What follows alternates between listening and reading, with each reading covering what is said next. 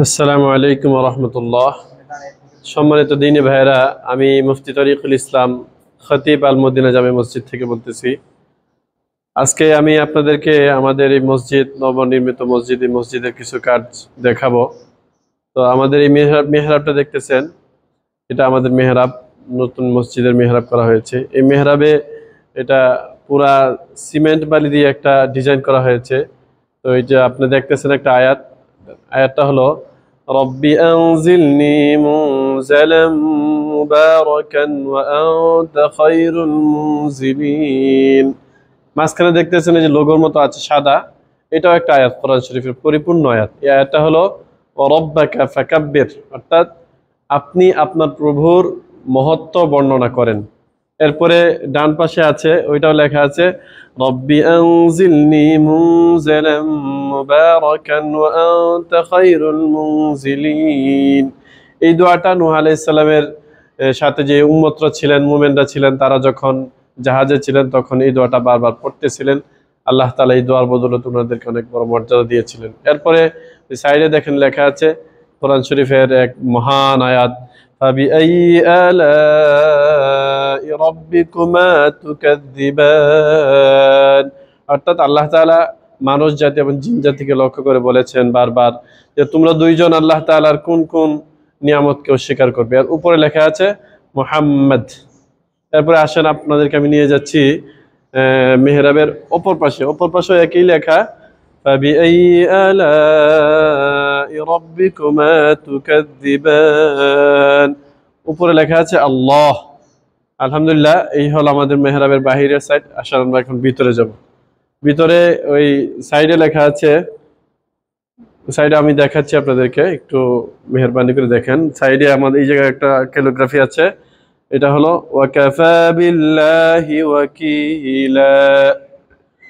এর উপরে লেখা আছে মুহাম্মদ সাল্লাল্লাহু আলাইহি ওয়াসাল্লাম। এভাবে একবার মেহরাবের ডান পাশে লেখা আছে আল্লাহ।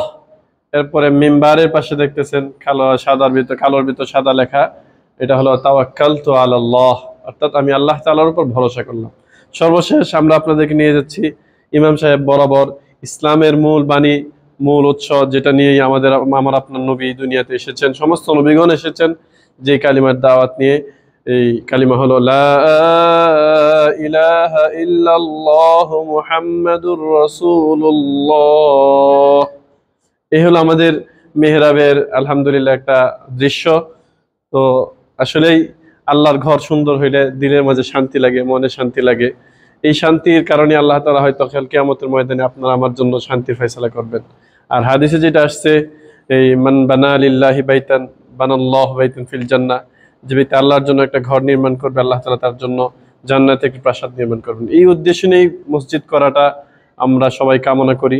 আল্লাহ তাআলা আমাদের সকলকেই এই ইখলাসের সহিত আল্লাহ সন্তুষ্টির জন্য আল্লাহর ঘর মসজিদ নির্মাণ করার তৌফিক দান করুন। এরপর আরেকটু জিনিস আপনাদেরকে না দেখারই নয়, সেটা হলো আমাদের মসজিদের পিলারগুলো। 3টা পিলার আছে। এই পিলারগুলো ওই ক্যালিগ্রাফির মাধ্যমে আমরা মসজিদ সাজানোর চেষ্টা করেছি। উপরে দেখতেছেন লেখা আছে আল্লাহ, এরপর মাঝখানে ডিজাইন, তারপরে লেখা আছে মোহাম্মদ, আবার নিচে ডিজাইন। এইভাবে 3টা পিলারও সাজানো হয়েছে। আসলেই এই মসজিদ সাজাইলে দিলে শান্তি লাগে। এই শান্তির কারণে হয়তো আল্লাহ তাআলা কিয়ামতের দিন আমাদের জন্য শান্তির ফয়সালা করবেন। আর সর্বশেষ আপনাদেরকে পুরা ডিজাইনটা আমি দেখাচ্ছি।